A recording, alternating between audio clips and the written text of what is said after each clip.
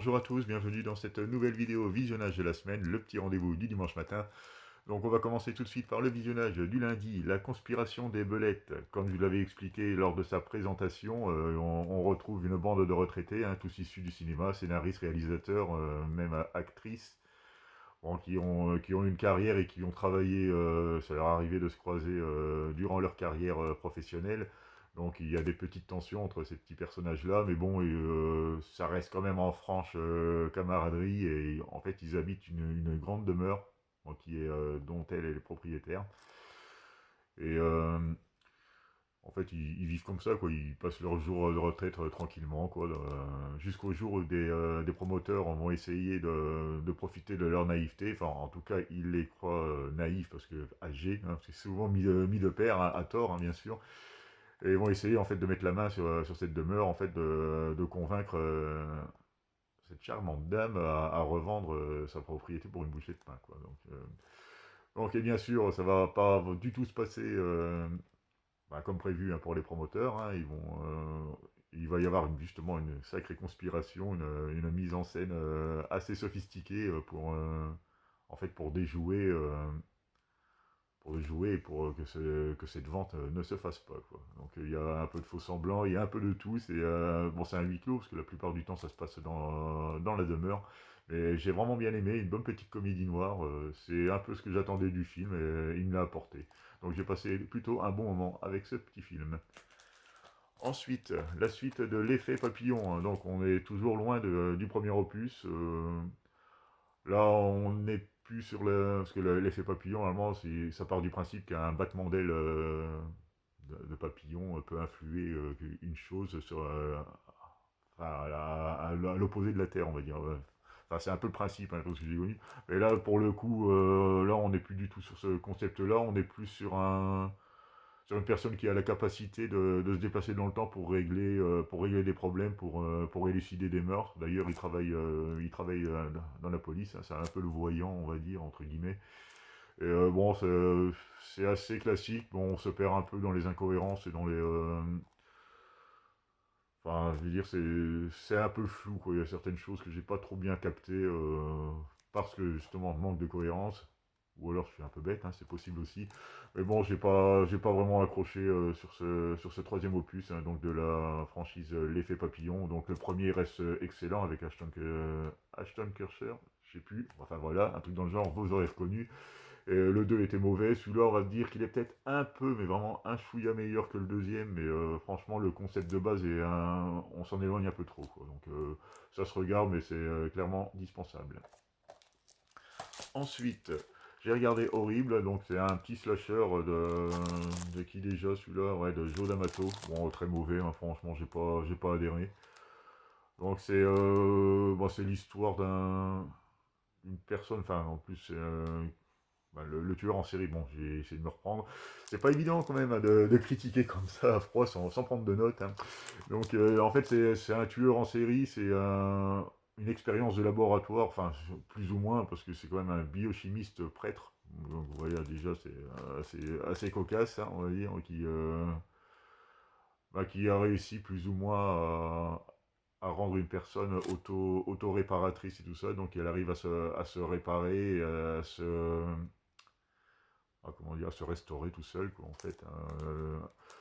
Donc ça part un peu de ce concept-là, mais le gars, bizarrement, ses motivations, ça devient un tueur, on sait pas trop pourquoi, on connaît pas trop ses motivations, les scènes de gore c'est assez moyen, hein. En général, les films italiens gore, j'aime pas trop, parce que c'est souvent...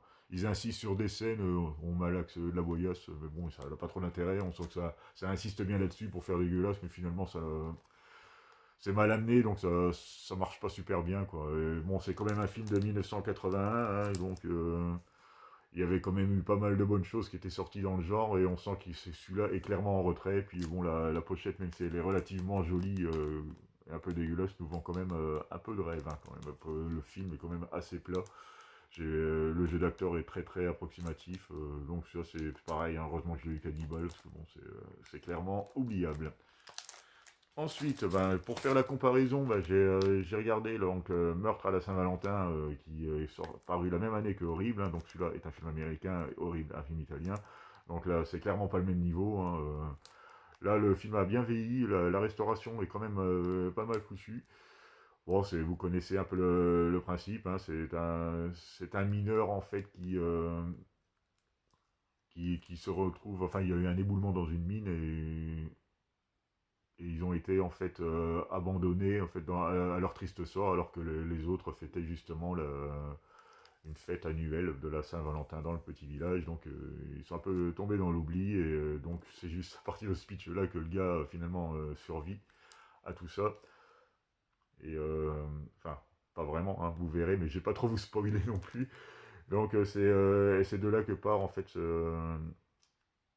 bah, le pitch, quoi. Bon, après c'est qu'un slasher basique, hein, mais c'est que la version justement non censurée apporte quand même des choses plutôt sympathiques, hein. Ça se regarde bien, il fait partie quand même du haut du panier des slashers. Je ne vais pas trop vous en dire pour ceux qui ne l'ont pas vu, même si ça reste un classique, hein. Quoique j'ai vu que pas mal de personnes ne l'avaient pas forcément vu. Donc là, il est dans la bonne lignée des Vendredi 13, toutes ces choses-là, tous les films des années 80 à mi-80, on va dire. Mais le haut du panier. Donc c'est plutôt pas mal, ça a bien vieilli et j'ai plutôt apprécié de le revoir. Ensuite, Charlie et la chocolaterie. Donc là, c'est la version de 1971. Ben, j'ai été agréablement surpris, hein. Je m'attendais à quelque chose de beaucoup plus fauché. Bon, on n'a clairement pas les moyens de la version de Tim Burton, hein. On ne l'égale pas non plus. Quoique le jeu d'acteur est plutôt sympa, les enfants jouent bien, parce que c'est un peu ce que j'avais peur aussi, hein, c'est que parfois l'actoring était un peu approximatif, mais là pour le coup ça fonctionne super bien. Bon, on retrouve un peu le côté décalé de Willy Wonka, hein, qui pour le coup est bien campé par cet acteur.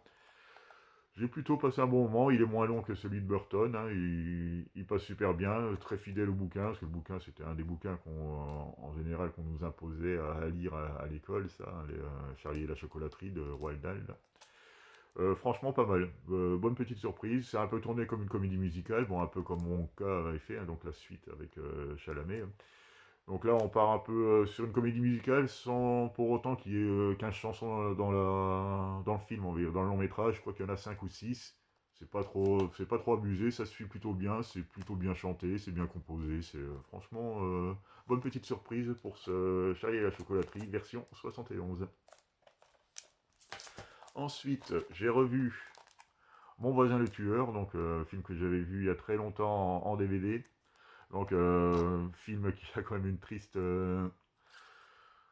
un triste déroulement, parce que, enfin, pas déroulement, mais je veux dire par rapport au nombre d'acteurs, bon, Matthew Perry qui est décédé, Michael Clark Duncan qui est décédé également, Bruce Willis, on sait ce qu'il est devenu, donc c'est vrai que le casting a quand même pris cher, on va dire. Mais bon, j'ai été pas surpris parce que je connaissais le film, j'avais plutôt bien apprécié à l'époque, mais bon, il passe encore toujours bien aujourd'hui, hein. Là pour le coup, j'ai plutôt bien apprécié. On retrouve notamment Natasha Henstridge aussi, hein, la fameuse mutante, hein, très jolie. Et le film passe bien, quoi. J'ai passé un bon moment. J'ai aussi le 2 qui est en DVD, je vais peut-être le revoir du coup, même si je pense qu'il était un peu moins bon. Mais bon, la Bruce Willis qui s'essaye un peu à la comédie, pour moi, il réussit l'exercice, hein. Et voilà, c'est à peu près tout ce que je peux en dire, hein. De toute façon, tout le monde le connaît. Celui-là, c'est quand même un classique de la comédie américaine. Même si c'est pas non plus un chef-d'œuvre, hein, on est d'accord. Mais celui-là, ça passe plutôt bien, quoi. On sent que Bruce Willis prend plaisir à jouer un rôle un peu plus inhabituel de ses rôles d'action man, on va dire. Voilà. Donc hier soir, j'ai regardé, bon, en pareil, bon, beaucoup de revisionnage, hein, cette semaine. Bon, là, Bryce de Nice, hein, donc la version 4K en digipack que j'ai regardé. Bon, le 4K apporte clairement pas grand-chose, hein. Bon, j'avais que le DVD, donc il y a un gap, hein, heureusement. Mais je pense qu'entre le Blu-ray et le 4K, il n'y a pas eu grande différence, hein. Donc le film propose les deux versions, le Blu-ray 4K, donc je l'ai eu à 10 balles. C'est pour ça que je l'ai pris, hein, c'était juste pour un upgrade de DVD. Bon, ça marche toujours aussi bien. Bon, il y a des scènes qui sont toujours aussi hilarantes, hein, quand je pense surtout à celle où il est serveur, où il se fout ouvertement de la gueule d'un client avec son bec de nier. Ouais, c'est puéril, c'est couillon, mais bon, moi ça me fait toujours rire cette scène. Bon, c'est vraiment la scène la plus drôle du film. Bon, comme quoi ça vole pas bien haut non plus, hein. Il y a quand même des tambours, il y a des trucs qui sont relativement lourdingues. Et puis bon, le Jean Dujardin qui joue le pathétique, il y arrive très bien, quoi. Là, il fait quand même de la peine à voir, hein, Bryce. Hein, c'est pas, parfois, il m'a vraiment fait pitcher dans le film. Mais bon, ça va, ça a plutôt bien vieilli. Il y a des gars qui fonctionnent encore plus ou moins bien. Hein. Bon, on connaît, hein, on va dire, c'est pile dans la moyenne, quoi. Si je devais mettre une note, c'est 5 sur 10, parce qu'il y a vraiment des trucs qui fonctionnent très bien, qui me font marrer, mais par contre, il y a d'autres choses, c'est tellement lourdin, quelques longueurs. Ah voilà, quoi, c'est Bryce, quoi. Autrement, si vous avez la version DVD, je pense que vous pouvez acheter cette version-là pour pas cher, mais par contre, si vous avez déjà le Blu-ray, je pense que ça, le 4K est clairement indispensable, hein, parce que au niveau de l'image, c'est pas foufou. Donc, et j'ai terminé, la semaine, ce matin, je sors juste de la séance avec The Substance. Eh ben, autant vous dire tout de suite que ça m'a pas plu du tout. Alors, encore un film qui a été surcoté. Alors, je m'y attendais, franchement, je m'y attendais. J'ai aidé les premières, la présentation, même de la musique du menu, je dis ça y est, on est encore retombé sur des trucs, genre de techno qui te prend la tête, complètement pété. Moi, rien que ça, en fait, ça fait penser à d'autres films français qui ont déjà été faits, quoi. Ils savent pas faire. Pour moi, ils savent pas faire. La façon de tourner, un peu à la vidéo que les gros plans, surtout sur Denis Quaid et tout ça, on retrouve toujours en fait les mêmes choses qui me plaisent pas dans les films français, hein, rien à faire, ils n'arrivent pas à s'en sortir. Donc après, sur le concept, c'est très basique, hein, on a bien compris que c'était le refus de vieillir, hein, c'est un peu le Peter Pan des temps modernes, enfin c'est plein de choses en fait qui ont été repris un peu là, ici et là plutôt. Il y a un peu de Dorian Gray, il y a un peu de... Enfin, beaucoup de Dorian Gray même, parce que c'est carrément l'histoire de Dorian Gray, mais bon, en moins bien et en moins cohérent pour le coup. Après, il y a plein de choses. Il y a un peu de body horror, comme ça a déjà été dit. Hein, on retrouve du Cronenberg, on retrouve même du Yuzna, hein, de Society. Ça m'a fait un peu penser à ça sur certaines scènes et sur certains make-up qui sont finalement pas si éloignés que ce qui se faisait dans les années 80-90. Bon, ça a son charme, mais bon, de là à ce qu'il remporte un prix à Cannes ou qu'il soit encensé comme il l'a été, franchement, je ne comprends pas. Hein. Franchement, je ne comprends pas du tout l'intérêt et l'engouement pour ce film. Donc, en plus, la manière que c'est amené, on va dire, c'est quand même léger, quoi. C'est quand même Demi Moore qui se retrouve donc en fin de carrière, qui apprend par inadvertance que son patron veut la virer, quoique elle fait encore plus ou moins d'audience, donc ça, je sais pas, c'est pas dit qu'il l'aurait fait, hein, d'ailleurs. Donc son patron veut la virer, puis après, ça lui fait un déclic, je sais pas quoi, et elle veut refaire un retour en arrière, quoi. Après, là où je comprends pas, c'est que bon, là, elle repart chez elle, elle a un accident de voiture, bon, du coup, elle se retrouve à l'hôpital. Et bizarrement, il y a un gars qui la repère, on sait pas trop pourquoi, parce qu'il finalement, il ne connaissait pas trop sa détresse, son mal-être de vieillir et tout ça, donc c'est juste un accident.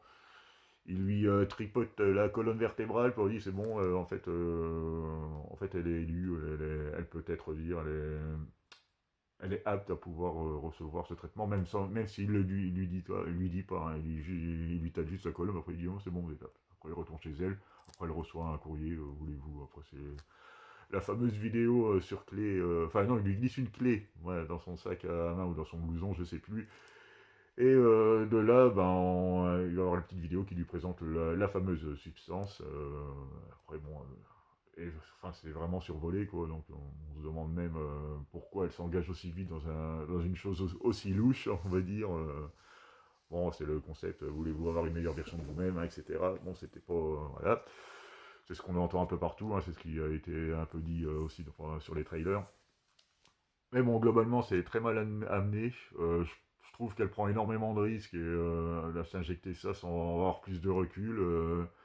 La marche à suivre, même si c'est pas vraiment expliqué, donc elle le sait, elle le fait, c'est inné, quoi, en fait, elle sait ce qu'il faut faire, où injecter le produit, la façon de le faire et tout ça, quoi. Enfin, après, il y a quelques scènes gore, hein, c'est beaucoup de latex, bon, ça a son charme, mais pour moi, ça fonctionne quand même moins bien aujourd'hui, parce que ça avait son charme à l'époque, parce qu'ils pouvaient pas faire autrement.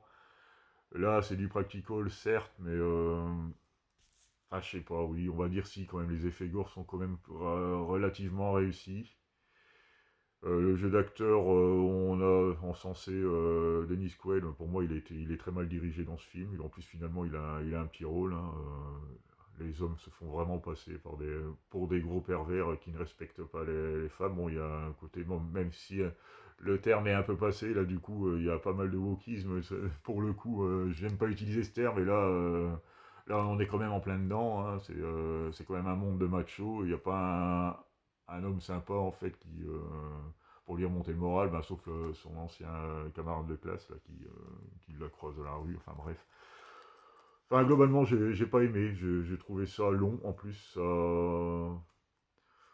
ça raconte pas grand-chose, hein, finalement. C'est toujours en fait le refus de vieillir. Là, comme je vous disais, Dorian Gray, on est vraiment en plein dedans. Le côté, on va ponctionner l'être original pour garder sa fraîcheur à l'être qui est généré. Donc, Dorian Gray, c'est le tableau qui vieillit à la place du protagonisme. Là, c'est à peu près pareil. C'est Demi Moore qui décrépit au profit de la jeune, de son double. Et sans compter aussi que j'ai vraiment pas compris non plus l'intérêt d'avoir de mener cette double vie, parce que elle, apparemment, n'a pas de souvenir, Demi Moore n'a pas de souvenir de ce que son ego fait, et son ego, pareil, elle n'a pas forcément de souvenir, ou si elle constate juste à son réveil, hein, parce qu'ils alternent d'une semaine à l'autre, à son réveil qu'elle fait des choses bizarres, qu'elle se laisse aller, enfin bref, enfin, j'ai vraiment pas compris, j'ai pas compris le bénéfice qu'elle avait à faire ça. C'est voilà, pour moi encore un film vraiment nettement surcoté. Bon, moi ça m'a pas plu clairement, parce que c'est voilà, pour toutes les raisons que je vous ai dit. Enfin, il y aurait tellement de choses à dire, mais bon, je veux pas trop vous spoiler non plus. Donc pour moi, bah, il y a toujours la même question qui se pose, hein. Est-ce que si ça aurait été un réalisateur américain, il aurait été aussi bien reçu? Ça, j'en doute. Parce que là, il y a encore un peu de chauvinisme et de patriotisme à deux balles, hein, quoi. C'est une réalisatrice française, elle a osé faire du cinéma de genre. Ouais, mais bon, il y a énormément de références, et puis finalement, il y en a qui vont parler d'hommage et tout ça aux grands réalisateurs, et moi, pour moi, de l'hommage, c'est un peu comme dans le monde de la musique, on va dire. Ceux qui refont un album de reprise, c'est un hommage à tel chanteur, mais bon, c'est surtout une manière de sortir quelque chose pour se faire du blé. Et ça s'arrête là, quoi. Donc c'est un peu l'idée que j'ai de ce film-là aussi, quoi. C'est bon, des hommages, ok, mais bon, faut que ça nourrisse aussi un scénario un peu plus solide que ce film-là, finalement, parce que vraiment le scénario il tient sur un timbre, on va dire. Et non, franchement, ça m'a pas du tout atteint. C'est bon, les scènes gore, bon, d'accord, la fin complètement pété, hein. Là, je suis complètement d'accord, ceux qui disent que c'est too much, parce que là, franchement, ça ressemble à rien, quoi. Enfin bref, quoi. Je pense que bon, il est dans ma collection, je l'ai maintenant, je vais le garder, parce que c'est quand même une édition limitée, donc je vais le garder dans ma collection pour l'instant. Et là clairement, c'est pas encore ce film-là qui va me, je le dis à chaque vidéo quand je présente un film français récent, mais il va pas me réconcilier avec le cinéma français, hein. Je pense que je vais vraiment arrêter définitivement, en tout cas dans ce genre de film, le cinéma français, quoi. Ils savent clairement pas faire. Donc voilà, c'est encore sur cette note positive, hein. Désolé pour, pour les différents bafouillages que j'ai eus, mais comme vous savez, je ne monte pas mes vidéos, je fais du one-shot, hein, donc c'est les aléas du direct, on va dire, hein. Je vous remercie de m'avoir regardé, je vous souhaite un bon dimanche, et je vous dis à très bientôt pour une nouvelle vidéo.